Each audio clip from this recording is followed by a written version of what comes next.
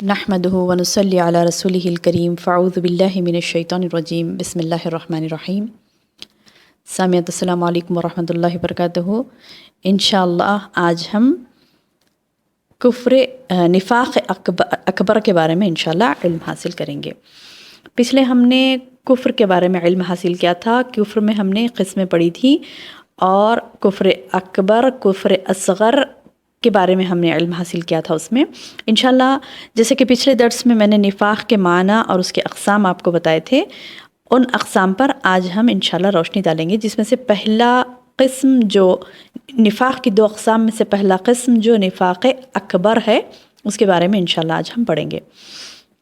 تو بہنوں، اس نفاق اکبر کے پہلے ہم معنی کو دیکھیں گے، پھر اس کا حکم کیا ہے وہ دیکھیں گے، پھر اس کے اقسام دیکھیں گے۔ نفاق اکبر میں اس کا معنی پہلے ہم دیکھتے ہیں، تو وہ معنی کیا ہے؟ وہ جیسے میں نے آپ کو پچھلے بتایا تھا کہ یہ اعتقادی نفاق ہوتا ہے، یعنی ایسا نفاق اکبر وہ انسان کرتا ہے جو اسلام کا اظہار کر رہا ہو۔ نفاق اکبر یعنی وہ ہے، یہ نفاق وہ ہے، ایسا وہ انسان کرتا ہے، یعنی یہ نفاق وہ انسان کرتا ہے جو اسلام کا اظہار کر رہا ہے مگر باطن میں کفر کو چھپا کر رکھ رہا ہے۔ یہ تو نفاق ہے، یہ یعنی اسلام کا اظہار کرنا اور باطن میں یعنی اندر اپنے کفر کو چھپائے رکھنا۔ تو یہ چیز بہنوں اکثر اندر چھپائے رکھنا مطلب ایمان میں یعنی اپنے ایمان میں کبھی کفر آ جاتا ہے، کبھی نفاق آ جاتا ہے، کبھی فسق آ جاتا ہے۔ تو بندوں کو کیا چاہیے، جیسے کہ صحابہ کرام کیا کرتے تھے وہ لوگ اپنے ایمان کو چیک کیا کرتے تھے کہ کہیں اس میں کوئی خرابی تو نہیں آ گئی۔ اور وہ ایمان میں خرابی کیا ہے؟ کفر آ جانا، اس میں نفاق آ جانا، اس میں شرک آ جانا، اس میں فسق آ جانا۔ تو یہ تمام چیزوں کو ہم کو سمجھنا ہے اور اپنے ایمان کو چیک کرنا ہے۔ دیکھیے، دولت جس کے پاس ہوتی ہے وہی اس کی حفاظت کرتا ہے۔ اگر کسی کے پاس کچھ نہیں ہے تو وہ اس کی حفاظت کی اسے ضرورت ہی نہیں پڑتی ہے۔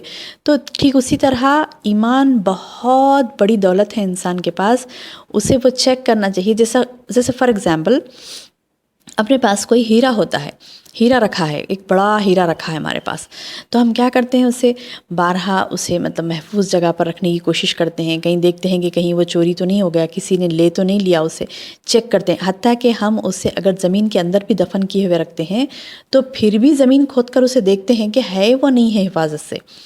کسی کونے کوئی تہوں میں بھی ہم کسی چیز کو چھپا کر رکھتے ہیں تو ہم اسے چیک کرتے ہیں کہ کہیں وہ ہے یا نہیں ہے، اگر ہمیں اس کی قدر ہو تو دیکھیے بہنوں، ہیروں سے کہیں زیادہ قیمتی ایمان کی دولت ہے۔ ہر چیز سے، ہر قیمتی چیز سے بڑھ کر قیمت ایمان کی ہے، اور ہر قیمتی چیز سے بڑھ کر قیمت ایمان کی ہے۔ تو پھر ہمیں بھی چیک کرنا چاہیے ہمارے ایمان کو، کہیں ہمارے ایمان میں کوئی خرابی تو نہیں آ گئی۔ دیکھیے، ایک چھوٹی سی مثال ہے، ہمارے پاس جو کپڑے ہم رکھتے ہیں تو ہم کیا کرتے ہیں، ان کپڑوں میں کافور کی گولیاں ڈالتے ہیں۔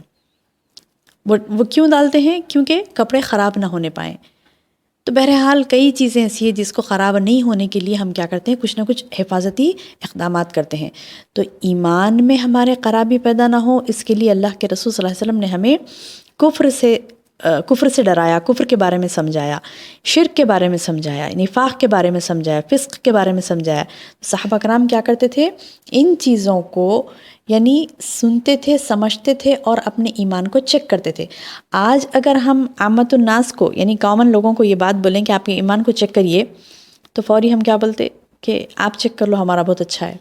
سبحان اللہ، یہ اسوہ نہیں ہے، بلکہ صحابہ کرام کا جو طریقہ تھا، اللہ کے رسول صلی اللہ علیہ وسلم کا جو طریقہ تھا، وہ کیا تھا کہ وہ اپنے ایمان کو چیک کرتے تھے۔ تو انشاءاللہ آج ہم جو درس لیں گے انشاءاللہ نفاق کا، اور پچھلے جو دروس ہم نے لیے شرک کے، کفر کے، تو انشاءاللہ اور آگے بھی جو لیں گے درست. تو انشاءاللہ اس کا مقصد یہ ہوگا ہمارے کہ اس کے ذریعے سے ہم اپنے ایمان کو چیک کریں گے کہ ہمارا ایمان اس مطابق ہے یا نہیں ہے.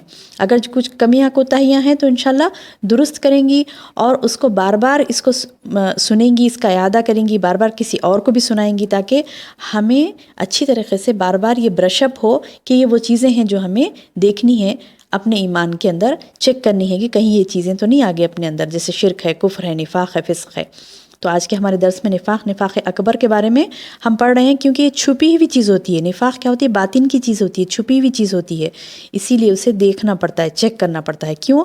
کیونکہ اس کا حکم کیا ہے کہ نفاق کی، یعنی نفاق اکبر کی وجہ سے، نفاق اکبر کا ہم حکم دیکھتے ہیں انشاءاللہ اب کہ کیوں دیکھیں، کیونکہ اس کا حکم ہم کو ضروری معلوم ہو کہ اس کی وجہ سے کیا ہونے والا ہے.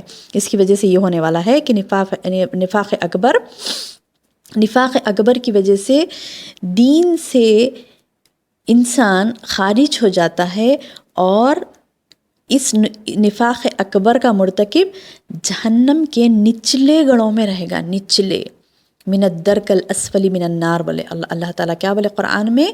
درک الاسفل بولے، یعنی سب میں نچلے درجے میں اللہ سبحانہ و تعالیٰ منافق کو رکھے گا. سب میں نچلے درجے میں. جہنم کے کئی درجات ہیں، جیسے جنت کے درجات ہیں نا، جنت کے جیسے درجات ہیں، تو جہنم میں بھی درجات رکھے اللہ سبحانہ تعالیٰ نے. اور سب میں کم درجہ، جس کو سب میں کم عذاب، ہلکا عذاب ہوگا، وہ کون ہے؟ ابو طالب. ہلکا یعنی جہنم کے اوپری درجے میں انہیں رکھا جائے گا ابو طالب کو، کیونکہ بہت احسانات ہیں ان کے اسلام پر. انہوں نے بہت احسانات کیے، جیسے اللہ کے رسول صلی اللہ علیہ وسلم کی بہت مدد کی، تو آپ صلی اللہ علیہ وسلم کی مدد کرنا گویا اسلام کی مدد ہوئی. تو اللہ تعالیٰ احسان کا بدلہ احسان سے دیتا ہے. تو اللہ تعالیٰ نے انہیں دنیا میں بھی اس کے بدلے دیے، اور آخرت میں اللہ تعالیٰ انہیں کیا کرے گا؟ سب میں اوپری درجے پر رکھے گا، کیونکہ انہوں نے ایمان نہیں لایا تھا. اگر وہ ایمان لاتے تو ڈیفینیٹلی انہیں بہت زیادہ اس کے ریوارڈز ملتے، لیکن انہوں نے ایمان نہیں لایا تھا. تو ایمان کی بنا پر تمام اعمال قبول کیے جاتے ہیں، کتنے بھی احسن اعمال ہو، لیکن بغیر ایمان کے وہ قبول نہیں ہوتے. تو بہرحال جہنم کے درجات میں سب میں نچلے درجہ کس کو ملے گا؟ جو نفاق اکبر کا مرتکب ہوگا. اب نفاق اکبر کیا ہے؟ اس کے اقسام کو دیکھیں تو پتہ چلے گا انشاءاللہ. اس کے اقسام میں سے جیسے علماء نے تقسیم کی ہے 6 اقسام کی.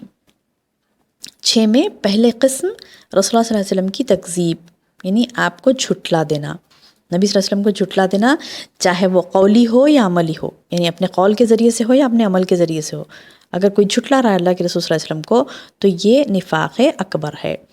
دوسری نفاق کی قسم نفاق اکبر کی رسول اللہ صلی اللہ علیہ وسلم کے لائے ہوئے دین کے بعض اجزاء کا انکار. آپ نے جو دین لایا، جو دین اسلام لوگوں تک لائے، تو اس دین کے بعض چیزوں کا انکار، جیسے ہم کو یہ نہیں کرنا ہے، فلاں نہیں کرنا ہے، فلاں نہیں کرنا ہے، تو ان چیزوں کا انکار. تو تیسرا رسول اللہ صلی اللہ علیہ وسلم سے بغض رکھنا، یعنی اللہ کے رسول صلی اللہ علیہ وسلم سے بغض رکھنا. اور کیسا بغض؟ یعنی دشمنی. تو نعوذ باللہ اگر کوئی اللہ کے رسول صلی اللہ علیہ وسلم سے بغض رکھتا ہے، دشمنی رکھتا ہے، تو وہ دشمنی کی وجہ سے وہ نفاق اکبر کا مرتکب ہوتا ہے، اور نفاق اکبر اسے جہنم کے نچلے درجے میں لے جائے گا. اس کے بعد چوتھی قسم ہے نفاق اکبر کی، چوتھی قسم ہے رسول اللہ صلی اللہ علیہ وسلم کے لائے ہوئے دین کے کچھ حصے سے بغض و نفرت رکھنا. کچھ حصے سے، یعنی شریعت کو آپ پوری مانتے ہیں، لیکن شریعت کے کچھ حصے ایسے ہیں، کچھ باتیں ایسی ہیں جس سے انسان بغض رکھتا ہے، نفرت رکھتا ہے. اور بعض تو کہہ بھی دیتے ہیں زبانوں سے کہ دین میں، ہاں یہ چیز تو دین میں جائز ہے، لیکن مجھے اس کا نام سنتے ہی نفرت ہوتی ہے. پہچانیے بہنوں، کون سی وہ چیز ہے جو ہماری بہنوں کو سخت نفرت ہے اس چیز سے، جبکہ وہ دین، یعنی دین میں پرمیسیبل ہے، وہ چیز اجازت ہے دین میں اس کی، لیکن بندی یہ کہتی ہے کہ نہیں، مجھے ہاں دین میں اجازت ہے لیکن اس کی مجھے سخت نفرت ہے. شاید آپ پہچان لیے ہوں گے وہ کیا ہے، کہ اپنے شوہروں کی دوسری شادیاں. سبحان اللہ. دیکھیے، بے شک یہ چیز ایک فطری طور پر ایک عورت کو پسند نہیں ہوتی ہے. یہ چیز کوئی عورت یہ پسند نہیں کرتی کہ اس کا شوہر کوئی دوسری شادی کرے، لیکن پسند نہیں کرنا اور اس سے بغض اور نفرت رکھنا، اس میں بہت فرق ہے. اگر کوئی شریعت کی بعض اجازت کردہ چیزوں سے بغض اور نفرت رکھتا ہے تو اسلام سے خارج ہو جاتا ہے۔ بہت خطرناک چیز ہے بہنوں، کسی کی شادی کرنا یا نہیں کرنا، کسی کی شادی ہونا یا نہیں ہونا، یہ سب فیصلے اللہ سبحانہ تعالیٰ کے پاس ہیں۔ اس سے ہم کچھ نہیں کر سکتے، فیصلوں کو اللہ کے آپ نہیں ٹال سکتے، لیکن خواہ مخواہ اس قسم کا بغض، نفرت اور زبانوں سے اظہار بھی کر دیتے ہیں تو نعوذ باللہ، اللہم احفظنا ایمانا، اللہ ہمارے ایمان کو محفوظ رکھے۔ تو اس قسم کی چیزیں ہم اپنی زبانوں سے نہیں نکالیں، کم از کم اپنی زبانوں سے نہیں نکالیں، اپنی زبانوں سے ایسی باتیں نہیں کریں، کیونکہ دیکھیں نفاق اکبر کی اقسام میں سے ایک قسم ہے کہ دین کی کون سی بھی چیز، کون سا بھی حصہ ہے دین کا، تو اس سے کچھ ہمیں بغض اور نفرت نہیں رکھنا ہے۔ پانچویں چیز کیا ہے؟ رسول اللہ صلی اللہ علیہ وسلم کے دین پر کوئی مصیبت آتی ہے تو خوشی محسوس کرتا ہے بندہ، تو نعوذ باللہ یہ بھی کفر اکبر کی قسم ہے۔ اور رسول اللہ صلی اللہ علیہ وسلم کے دین کی نصرت کو ناپسند کرنا، یعنی نبی صلی اللہ علیہ وسلم کی دین کی کوئی مدد کرتا ہے تو اس کو ناپسند کرنا۔ تو الحمدللہ ہمارے ایمان میں یہ دو چیزیں تو لاسٹ کی نہیں ہیں الحمدللہ۔ کون سی؟ کہ رسول اللہ صلی اللہ علیہ وسلم کے دین پر کوئی مصیبت آتی ہے تو ہمیں خوشی تو نہیں ہوگی، بے شک ہمیں غم ہوگا۔ اچھا، خوشی نہیں ہوتی ہے اور کچھ بھی فرق بھی نہیں پڑتا تو بھی نفاق کی قسم ہے وہ، یعنی فرق بھی نہیں پڑا، خوشی تو نہیں ہو رہی، ٹھیک ہے، نبی صلی اللہ علیہ وسلم کے دین پر کوئی مصیبت آئی تو خوشی تو نہیں ہو رہی، الحمدللہ ہمارا ایمان یہ ہے کہ ہمیں خوشی تو نہیں ہوگی، لیکن ہم کیئر بھی نہیں کر رہے ہیں اس چیز کو، تو وہ بھی ڈینجر ہے۔ پہلے یہ ہوتا کہ کیئر نہیں ہوتا، اس کے بعد ایمان کا درجہ یہ آ جاتا کہ ہمیں کوئی قسم کی خوشی یا غم محسوس نہیں ہوتا، تو نعوذ باللہ غم محسوس ہونا چاہیے۔ اگر کوئی مصیبت آتی ہے دین پر تو بندہ مومن وہ ہوتا ہے جس کو اس مصیبت کی وجہ سے، دین اسلام پر مصیبت کی وجہ سے اسے غم محسوس ہوتا ہے۔ اور خوشی کس کو ہوتی ہے؟ منافق کو ہوتی ہے۔ تو نفاق اکبر کی قسم ہے کہ نبی صلی اللہ علیہ وسلم کے دین پر کوئی مصیبت آنے پر خوشی محسوس کرنا۔ آخر قسم یعنی چھٹی قسم کیا ہے؟ رسول اللہ صلی اللہ علیہ وسلم کے دین کی نصرت کو ناپسند کرنا، یعنی آپ صلی اللہ علیہ وسلم کے دین کی کوئی مدد ہو رہی ہے تو اس کو ناپسند کرنا، یہ بھی نفاق اکبر کی قسم ہے۔